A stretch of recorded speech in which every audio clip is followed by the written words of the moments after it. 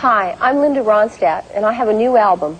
This project actually began, I guess in the summer of 1980. I was doing Pirates of Penzance in the park, in Central Park in New York City, and it was an amazingly hot summer. And Jerry Wexler had invited me out to his house in East Hampton to cool off, and he played me a Mildred Bailey record.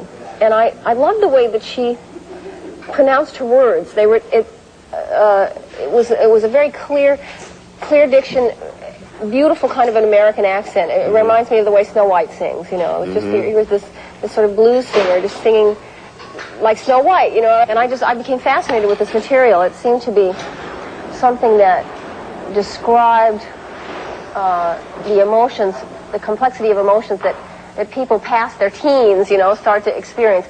So I started trying to learn it. And as soon as I started learning the songs, they just got inside me. I wanted to record them, and I wanted to do it worse than anything I've ever wanted to do. I remember your phrase for this. You said, these are songs I cannot not do. I can't not do them. I mean, at some point, it's like falling in love. You know, it's choice doesn't even enter into it. Risk doesn't enter into it. You can't compare. I would think, well, my God, how can I sing these songs? Ella Fitzgerald has sung them. Billie Holiday has sung them. Frank Sinatra has sung them.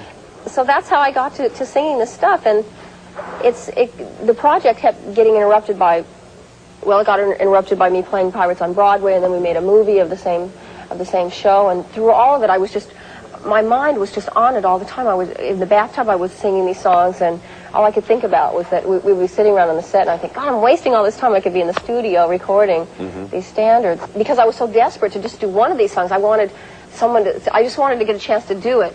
And I said to Peter Asher, who was my producer, I said, well, maybe we should just do one, you know. I'd like to just do one with an orchestra. You were the only person that I knew that could do orchestrations like this.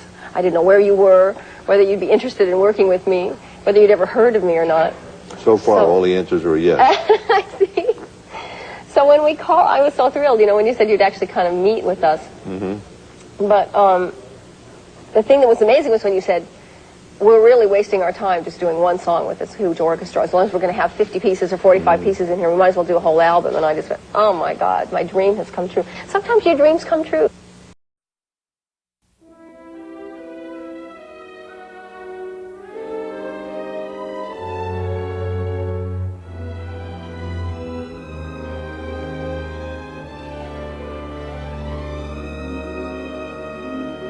What's new?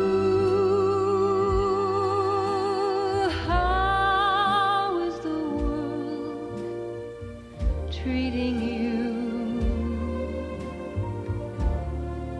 you haven't changed a bit,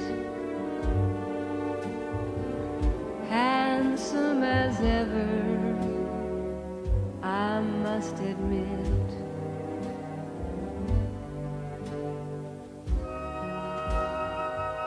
What's new? That romance come through? We haven't met since then. Gee, but it's nice to see you again.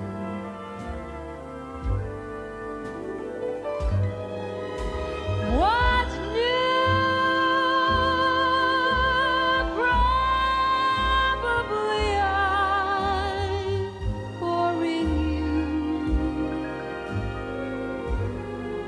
But seeing you is grand, and you were sweet to offer your hand. I understand, I do. Pardon my asking what's new. Of course, you could know. I haven't changed. I still love you so.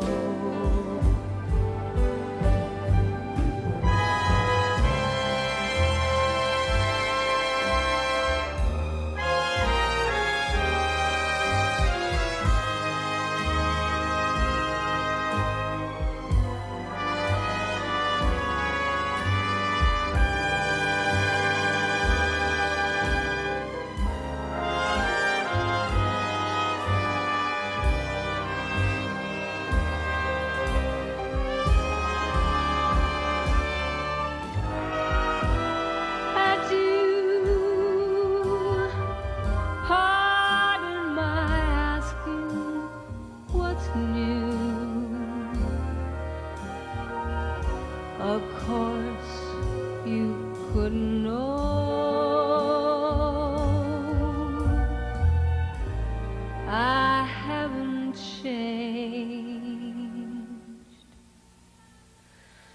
I still love you so.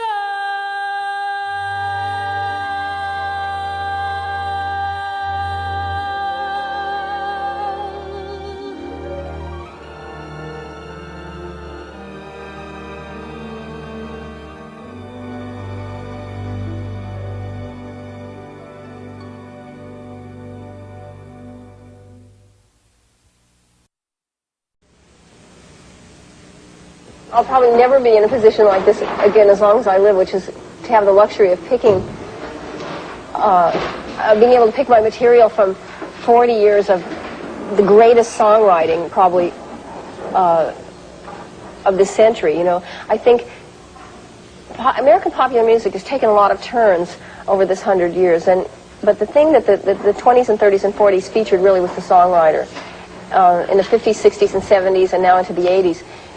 It features the instrumental side of the music more. And the 20s and 30s and 40s were mainly that you had to have a great song. Just to start with, you had to have a great song. That's right. But it's amazing to me because I got to pick from, you know, from 40 years of just amazingly good songs from the best American songwriters. Well, they're very lucky to have you to pick. Well, we'll see. They had some other pretty good ones along the way. But also that was another luxury that I had, which is that I was removed from that era so that I wasn't exactly, I don't have to think of myself in terms of competing. Ella Fitzgerald and Billie Holiday and Frank Sinatra were not my contemporaries. The girl singers of that era went for horn players a lot, I think. Yes, they did. Girl singers of this era seem to go for guitar players and songwriters. I must admit, I'm a sucker for a songwriter. Dangerous mistake. Big mistake. When I'm doing songs that are contemporary songs, since I know a lot of the songwriters, I know a lot of the stories that are behind them. There usually is a story behind every song like that, you know. I mean, I suppose there's some people that are sort of sitting in an office churning them out of the Brill building, but I don't want to hear those. Yeah, me neither. And the thing that was great to me is that you knew some of the stories, you know, behind some of those tunes, like What'll I Do? You know, the one in particular that seemed to intrigue you, and certainly it intrigued me when I first heard it, was the story of Irving Berlin and his romance with Ellen McKay. Irving Berlin originally, and I think he might admit to this if he was prodded, he must be in his 90s now. Irving got his start as a singing waiter. And a singing waiter, in case you haven't heard, is somebody who delivers groceries and drinks to the tables, and in the meantime will sing the people's favorite song. You say, what is your favorite song? And then we'll tell him, and maybe for 25 cents, or I don't know what the rate of inflation was in those days, but for a very small amount of money, why, he would sing their song to them. Well, somehow Ellen McKay, who was a young heiress and the daughter of Mr. McKay, who was the founder and president of Postal Telegraph, which in those days gave Western Union one heck of a run for their money. It was the rival company. Ellen McKay fell under Irving Berlin's spell, and they were very fond of each other, and the main barrier was that Irving Berlin came from very poor people, and Ellen was a very wealthy young debutante in New York City. And Ellen's father took large exception to this type of liaison, and he did everything he could to break it up. What he didn't recognize was that Irving had a weapon, a secret weapon. It's called songwriting. And it's because of this romance that What'll I Do was born. This was a plea, perhaps at one of their early enforced separations, enforced by Mr. McKay. This was a plea to let Ellen know that he was still thinking about her and how desperately he needed to be with her. What'll I do? And you can trace the lyric for yourself, and you see it all tells that story. Oh, it's so sweet. And then another follow-up song, which apparently healed another rift caused by Mr. McKay, was a song called All Alone by the Telephone. And both those songs worked their magic, and eventually Irving and Ellen were married, and they have been together ever since.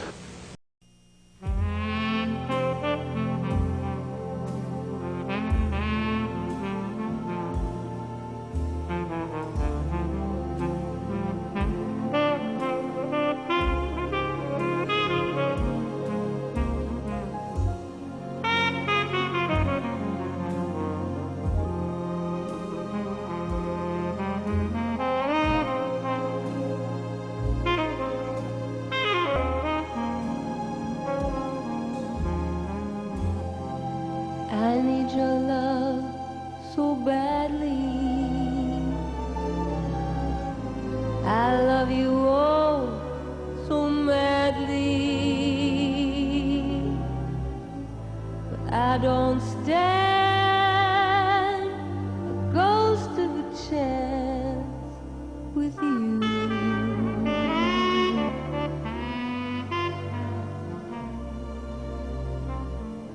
I thought at last I'd found you, but other loves surround you. I don't stand a ghost of a chance with you.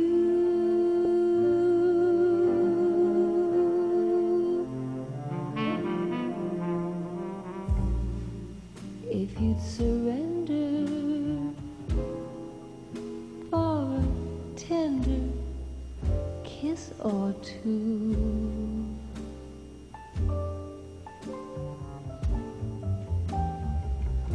you might discover that I'm the lover meant for you, and I'll be true. But what's the good of scheming? I know I must be dreaming, 'cause I don't stand the ghost of a chance with you.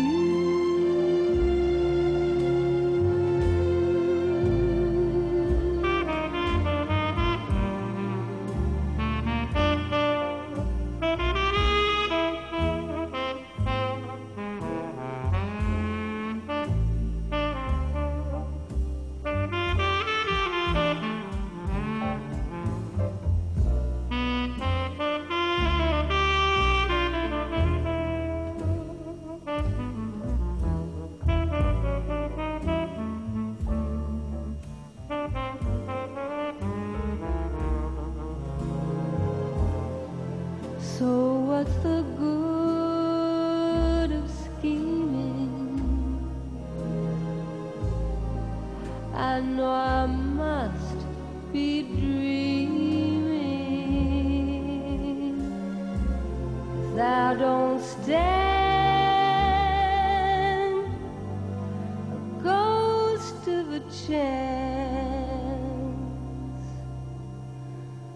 with you.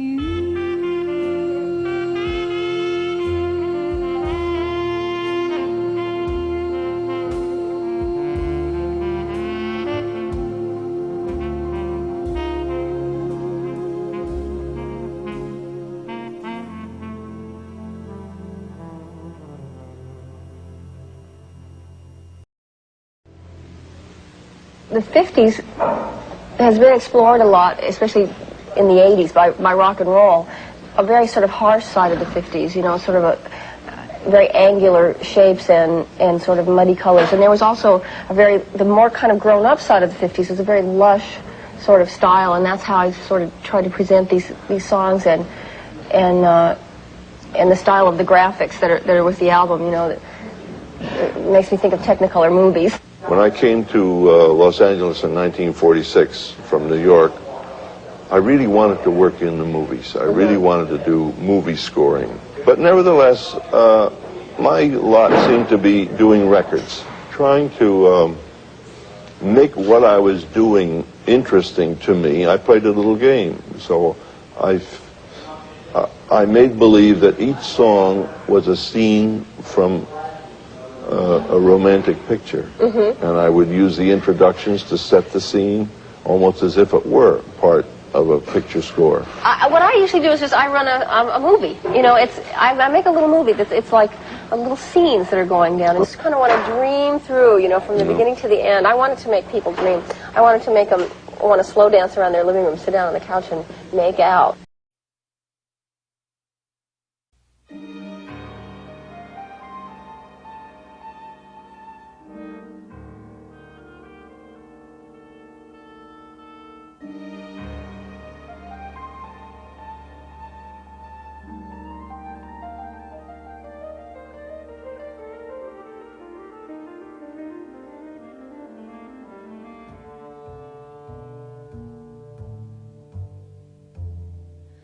I'll never forget you.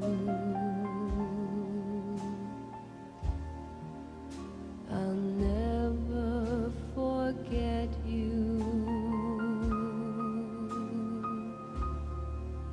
I'll never forget how we promised one day to love one another forever that way. We said we'd never say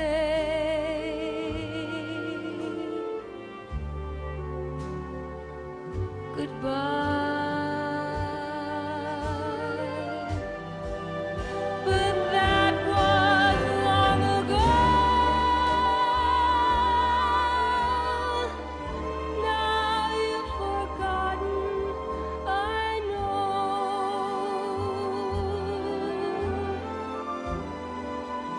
No use to wonder why. Let's say farewell with a sigh. Let love die, but we'll go on living our own way of living. So you take the high road and I'll take the low. It's time that we parted. It's much better so. But kiss me as you go.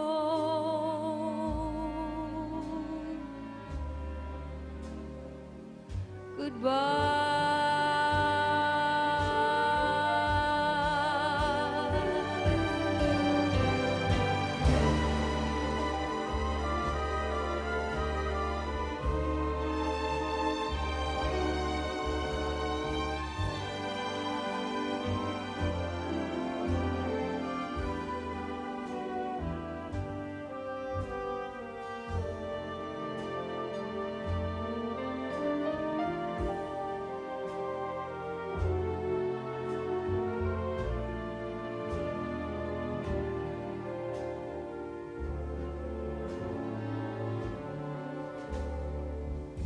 But we'll go on living our own way of living. So you take the high road and I'll take the low. It's time that we parted. It's much better so. But kiss me as you go.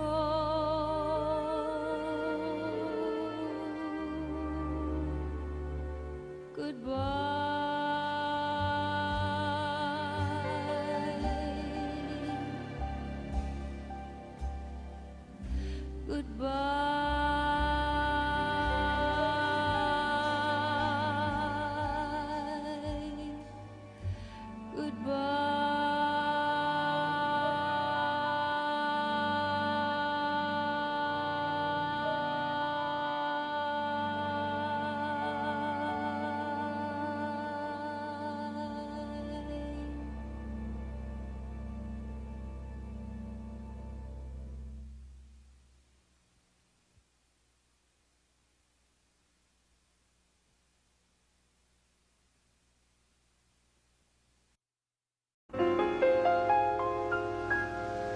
How glad the many millions of Toms and Dicks and Williams would be to capture me.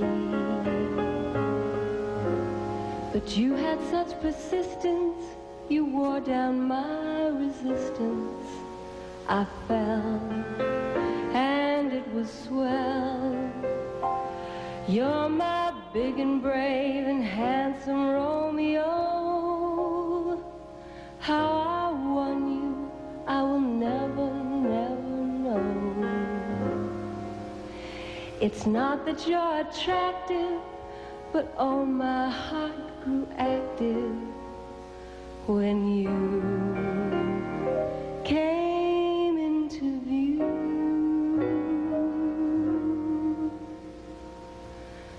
I've got a crush on you, sweetie pie, all the day and night time. Hear me sigh, I never had the least notion that I could fall with so much emotion. Could you could you care for a cunning cottage? We could share the world apart, my much. 'Cause I've got a crush, my baby, on you.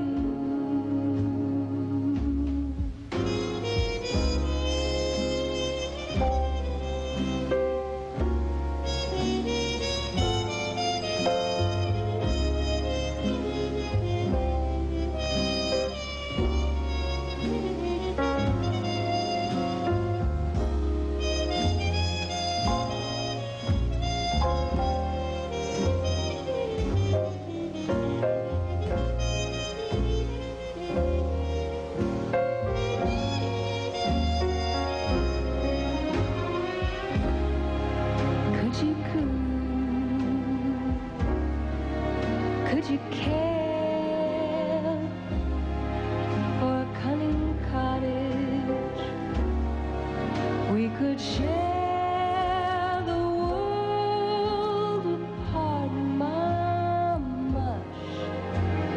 'Cause I have got a crush, my baby.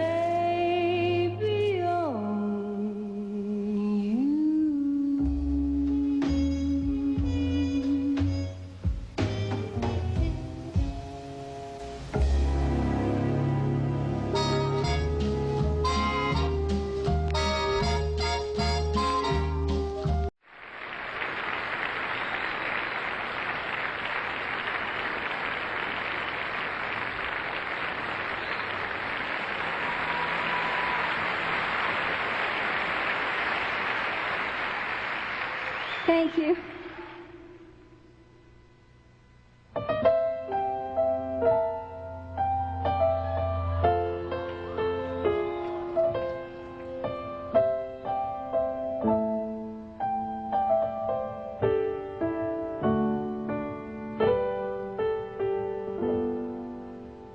Desperado, why don't you come to your senses? You've been upright fences for so long now. Oh, you're a hard one, but I know you got your reasons. These things that are pleasing you hurt you somehow. Don't you drive the queen of diamonds, boy, she beat you, she's able. And the queen of hearts is always your best bet. Well, it seems to me some fine things have been laid upon your table, but you only love the things that you can't get. Desperado, oh, you ain't get no younger. Your pain and your hunger driving you home. And freedom, oh, that's just some people talking. Well, you're prisoners walking through this world all alone. Don't your feet get cold in the wintertime? Sky won't star and the sun won't shine. It's hard to tell the nighttime from the day. You lose and all you have is love, but how the feeling goes away.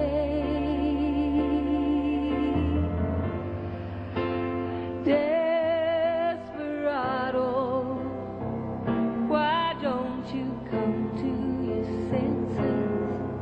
Come down from your fences and open gates. It may be raining, but there's a rainbow above you. You better let somebody love you. You better let somebody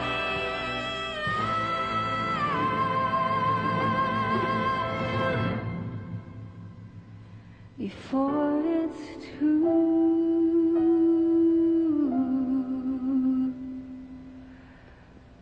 late.